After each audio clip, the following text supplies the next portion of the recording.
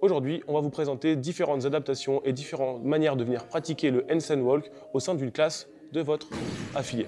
Le but du jeu, ça va être de garder votre groupe engagé un maximum de temps ensemble sur une progression commune et ensuite de venir diviser vos participants selon leur niveau de pratique pour qu'ils puissent pratiquer et améliorer leurs skills sur ce mouvement-là avant de trouver la bonne option qui leur servira pendant l'entraînement du jour. Notre première option sera le pike hold. Sur le pike hold, on va chercher à avoir les mains sous les épaules et ensuite à venir amener le poids de corps légèrement vers l'avant pour faire ressentir à vos adhérents que ça doit chauffer dans les épaules. Ça devrait donner ça.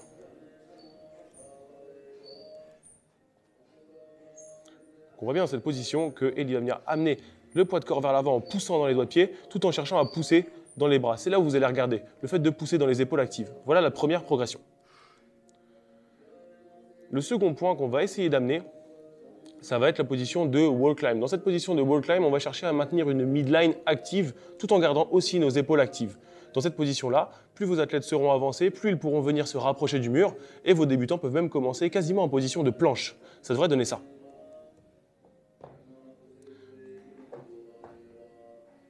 Et là, on va chercher à venir pousser dans le mur avec les pointes de pied et venir se rapprocher pour garder une midline dans une position acceptable et ne pas trop rétroverser. Ensuite, une fois que vous avez pratiqué cette option-là sur 2 fois 20 secondes, ça peut être une bonne option, mais soyez quand même gentil avec vos adhérents, il faut quand même qu'il leur reste un petit peu d'épaule pour pratiquer ensuite. Une fois qu'on a fait cette progression, vous aurez trois niveaux disponibles pour venir pratiquer ça avec vos adhérents. Pour vos débutants, ce qu'on aimerait, c'est qu'ils commencent à avoir le goût de la marche sur les mains, le fait d'amener le poids de corps de la gauche vers la droite, tout en venant pousser sur le bras qui est proche du sol. Sur cette option-là, nous aurons donc besoin d'une plate pour venir faire des plate touch en position de wall climb et véritablement, la difficulté sera gérée en fonction de là où vous allez rapprocher vos mains du mur. Ça va donner ça. Si vous avez vraiment des gens qui sont un peu plus avancés, faites-les se rapprocher un petit peu du mur et venir toucher à gauche, venir toucher à droite, tout en gardant une bonne position du bassin et en gardant les abdos engagés. Ça, on pourrait passer un peu de temps de pratique là-dessus avec nos athlètes débutants.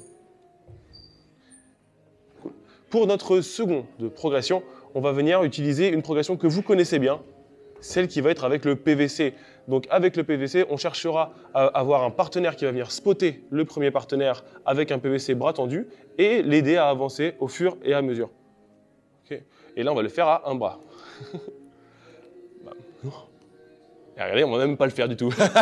C'était un piège. Notre troisième progression, j'en profite que la caméra est dans ce sens-là, pour vos athlètes les plus avancés et ceux qui ont 50 mètres de marche sur les mains ou 10 mètres de marche sur les mains par exemple, essayez de les faire pratiquer sur des distances relativement courtes, mais de les challenger peut-être sur de la hauteur, peut-être sur des virages. En tout cas, faites-les sentir que ce ne sont pas encore les rois de la marche sur les mains et qu'il y a toujours des choses à améliorer dans cette partie skill.